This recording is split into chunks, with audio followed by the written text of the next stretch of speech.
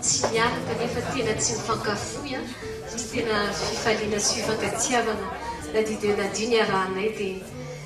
tena feno dia fo dia mahita ko etra ny namana tamin'ny fahazaza tany tanàna tany misy moa tsika mipetraka tany ambopozy zay mipetraka dia eto izao zay dia faly mifankahita tompoko.